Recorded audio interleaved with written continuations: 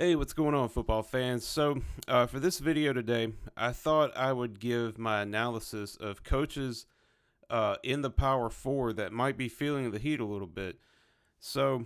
We're approaching the midway point of the college football season. In fact, that's this week. There's several coaches that might be feeling the heat a little bit based on expectations, whether or not they're on the hot seat and things of that nature. So, what I've done, I've picked four coaches from each of the power conferences: the ACC, SEC, Big Ten, and Big 12. What we'll do, we'll get things started here, and we'll first start in the ACC. And so, the way I have this sorted out, the coaches at the top of each column here, those are the ones that are feeling the heat the most. That it's basically, they may be out of a job before or after the season ends. And then the ones on the bottom, as you go down each tier, so they are feeling the heat, but not necessarily to a higher degree, so to speak. So, for example, here I have Mac Brown listed at the top here in the ACC. Mac Brown from North Carolina, and with the way the season has gone for North Carolina, I mean, getting blown out by James Madison, giving up 70 points, and then blowing a 21-point lead to Duke, late 20-0 lead against Duke last week, and in Carolina, they haven't lived up to the expectations over the last couple of years, and so I think it's beyond safe to say Mac Brown, he's more than likely. He's probably going to retire. I doubt if North Carolina fires him, he'll step. I would imagine he'll step down at season's end.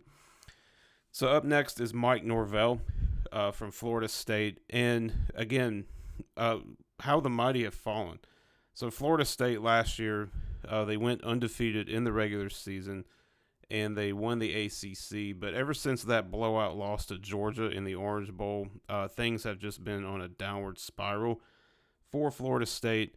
And unfortunately, with the way this season's gone, it would be hard for me to imagine if things would turn around that quickly. I mean, you never know, but their offense has basically been non-existent. And so I think Mike Norvell is definitely feeling the heat right now. And so we'll see what happens. But if things don't turn around quick, I'm not saying Mike Norvell is going to be fired after this year. But going into the season next year, I know he's got that big contract. But, I mean, these days that doesn't mean anything. Contracts can be bought out. And I'm not saying Mike Norvell will be fired. But if things don't turn around, if they don't turn around quick, he could be in trouble as far as his job security goes. All right, so up next in the ACC is Brent Pry at Virginia Tech.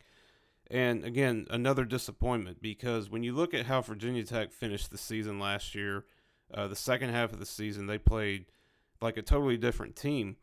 And when you bring back more starters than any other team in the country on both sides of the ball, you have expectations. And Virginia Tech was labeled as a team that could possibly contend for the ACC and make the college football playoff. And this year has been a complete letdown.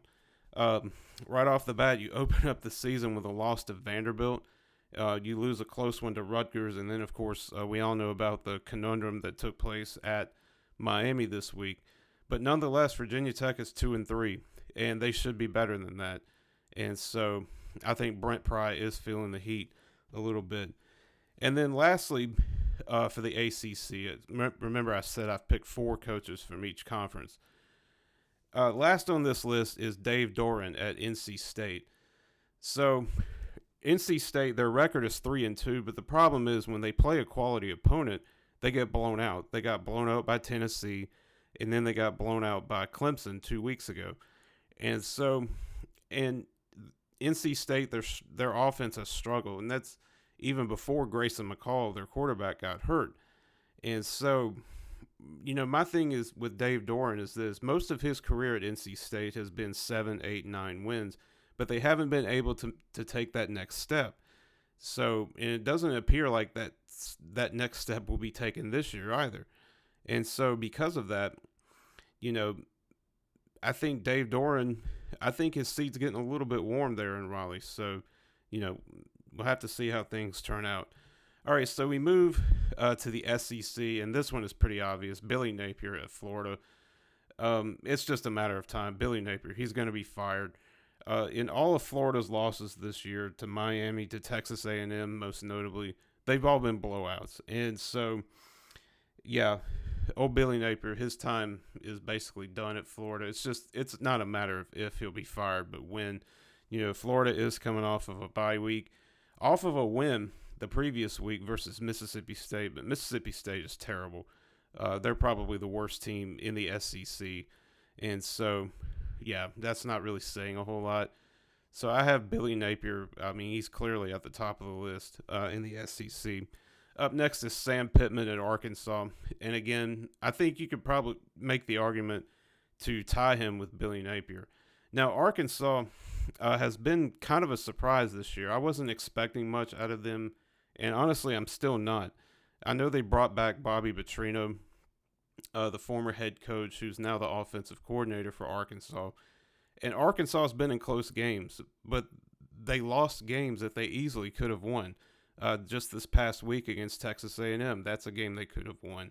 The overtime loss to Oklahoma State, that's a game they could have won too.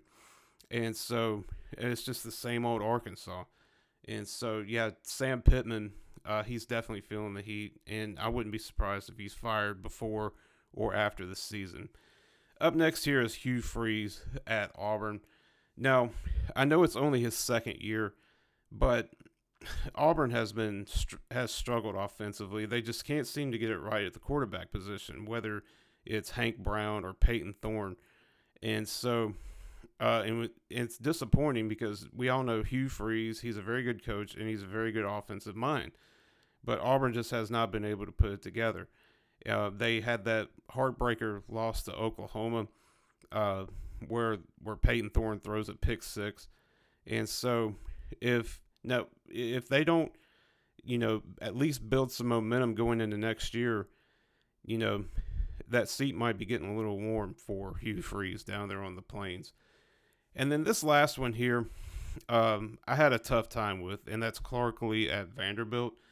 Now, Vandy, they had that big win against Virginia Tech to open up the season, and they've had some close losses. They lost to Georgia State 2 weeks later, a group of 5 team that they should have beaten, and they had that heartbreaking loss to Missouri on the road, and they got Alabama coming to town this week. And so it's going to be tough. I don't think Clark Lee, I think he's done pretty good so far this year. I think Vandy has exceeded a lot of people's expectations. And so I think Clark Lee is fine. So, but we'll see. All right, so moving on to the Big Ten. And the first coach on this list is Ryan Walters at Purdue.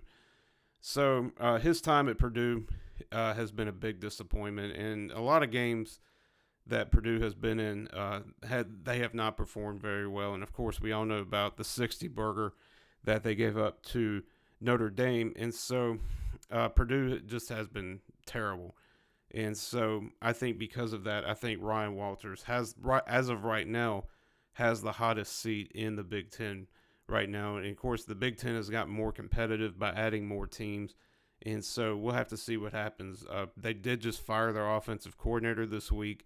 And so maybe things can get turned around. But Purdue has struggled so far this year, and really under Ryan Walters' tenure. So this next one here, Deshaun Foster at UCLA. So I know Deshaun Foster this is his first year as a head coach at UCLA. And I'll be honest, it's been disappointing. I know he kind of inherited a bad situation when Chip Kelly left to become the offensive coordinator at Ohio State. But my thing is UCLA, they have high expectations, and they're in the Big Ten for the first time this year, and it's a much tougher conference than the Pac-12. And, it's sort of like the Mississippi State situation with Zach Arnett. So And I think, honestly, I think Deshaun Foster is on the hot seat. Maybe not. I don't see him getting fired after this year, but I don't know. A lot of UCLA's losses this year have not been good. I know when they opened the season up, they barely got by Hawaii. And so that's a problem right there if you're UCLA. And then PJ Fleck at Minnesota. Minnesota's another team that's been a disappointment.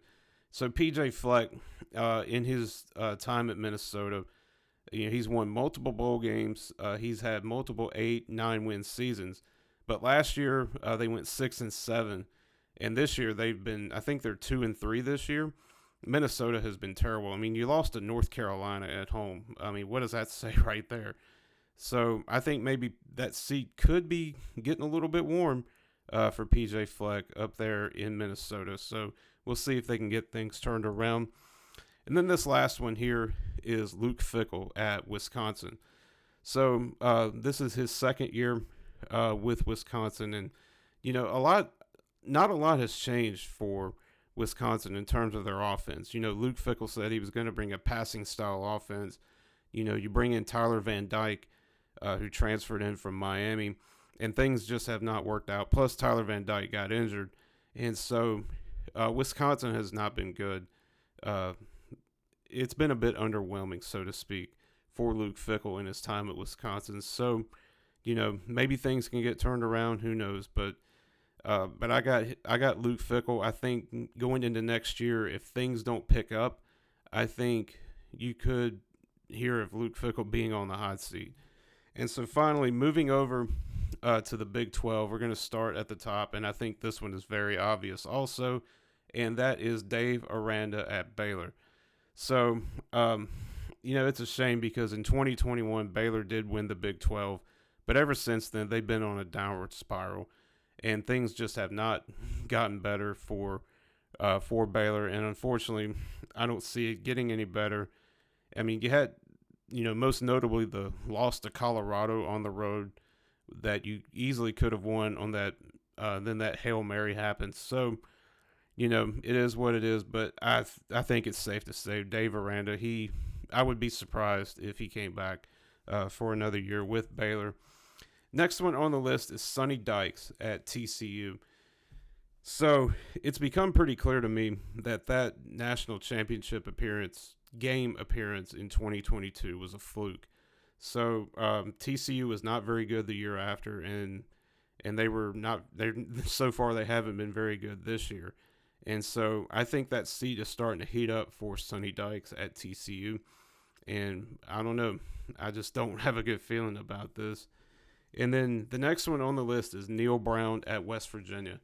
So Neil Brown got himself off of the hot seat last year. And I think maybe, a lot of people can make the argument that West Virginia, that they overachieved last year. Because Neil Brown, he probably had the hottest seat in the Big 12 last year. Got himself off of it. But, you lost a game at home to a good Penn State team. You barely got by Kansas, and Kansas has been a big disappointment also.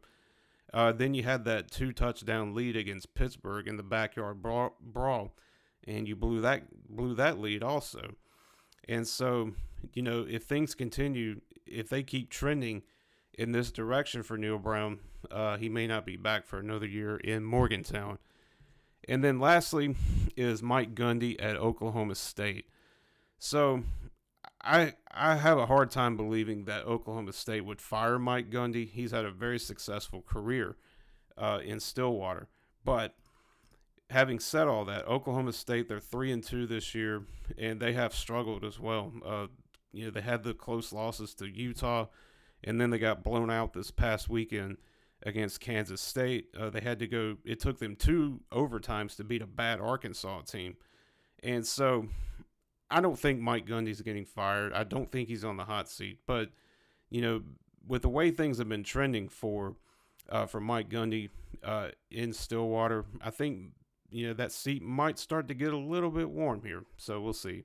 So anyways, guys, that's my coaches that are in trouble. I guess if you want to call it that. This is not a hot seat ranking. I guess maybe it is. I don't know. But leave your thoughts down below in the comments section. Which coaches do you think could be feeling the heat as we approach the midpoint of the 2024 season. Thank you all so much for watching, guys. Don't forget to hit the like button on this video. And if you're new to this channel, consider subscribing. And I will see you guys next time.